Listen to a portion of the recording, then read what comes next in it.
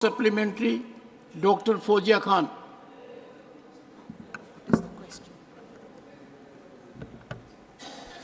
Sir, the government aims to double ethanol blending in petrol by 2025.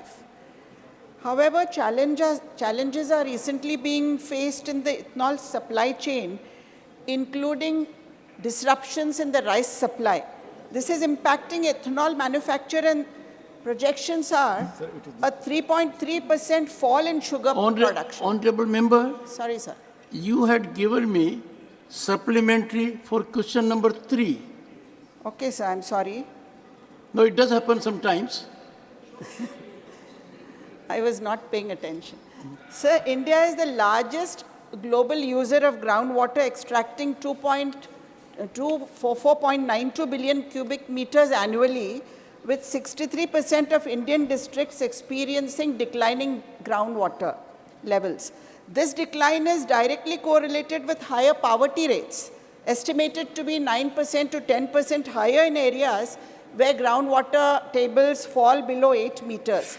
In light of this given situation, what specific measures has the ministry undertaken to identify regions at risk of low groundwater levels?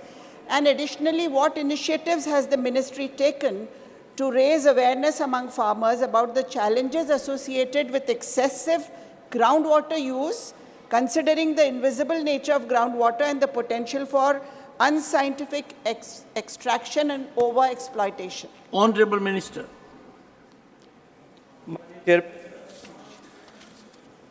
हालांकि मैंने अपने पहले प्रश्न के मूल प्रश्न के उत्तर में बहुत विस्तार के साथ में इस विषय पर उत्तर दिया था कि प्राथमिक रूप से ये राज्य सरकारों का दायित्व है, लेकिन उसके साथ साथ में मैंने भारत सरकार ने जो इनिशिएटिव्स ग्राउंड वाटर के रिचार्ज को लेकर के, ग्राउंड वाटर की बदलती हुई परिस्थितियों को लेकर के, मुझे लगता है माननीय सदस्य का उस समय उनके संज्ञान में नहीं था, उन्होंने ध्यान नहीं दिया। लेकिन मैं फिर निवेदन करना चाहता हूं कि लेकिन माननीय प्रधानमंत्री जी ने जिस तरह से 10 साल में जिस तरह से प्रारंभ से लेकर अब तक इस विषय को लेकर के जन चेतना का जागरण किया है, आज उसके चलते हुए निश्चित रूप से जो है उसका प्रभाव ग्राउंड वाटर पे रिचार्ज जिस तरह से बढ़ा है उस पर हुआ है। जैसा मैंने निवेदन किया था कि अटल भूजल योजना के माध्यम से हमने पहली बार देश में सप्लाई साइड से इतर हट करके जो है वो डिमांड साइड मैनेजमेंट पर काम करना प्रारंभ किया है। उसका प्रभाव भी अब ऐसे 7 प्रांत जहां चुनौती ज़्यादा बड़ी थी वहां दिखाई देने लगा है। मैं एक उदाहरण माननीय चेयरमैन साहब आपके माध्यम से देना चाहता हूं कि अगर जो है स्थानीय सरकार किसी शहर की तय करती है और वो अगर ground water related activities, recharge activities पर काम करे।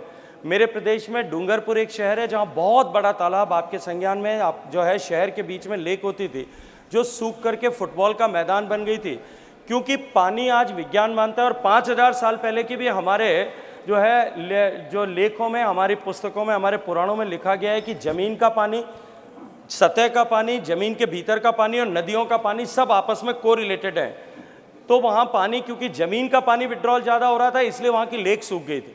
वहाँ के स्थानीय नगर पालिका ने ये तय किया और तय करके हर एक घर की छत के ऊपर होने वाले रेन वाटर को डायरेक्टली ड्राइड अप हैंडपंप्स के साथ में जोड़ा, एक छोटा सा फिल्टर लगा करके, और जब उस पर काम करना प्रारंभ किया तो वहाँ का ग्राउंड वाटर रिचार्ज हुआ और ग्राउंड वाटर रिचार्ज हुआ उसका परिणाम ये हुआ कि आज उस लेक में जो है बढ़िया नौकायन किया जा सकता है। इस तरह के इनिशिएटिव्स अगर सब राज्यों में, सभी शहरों में लिए जाएं तो उसके सकारात्मक परिणाम हो सकते हैं।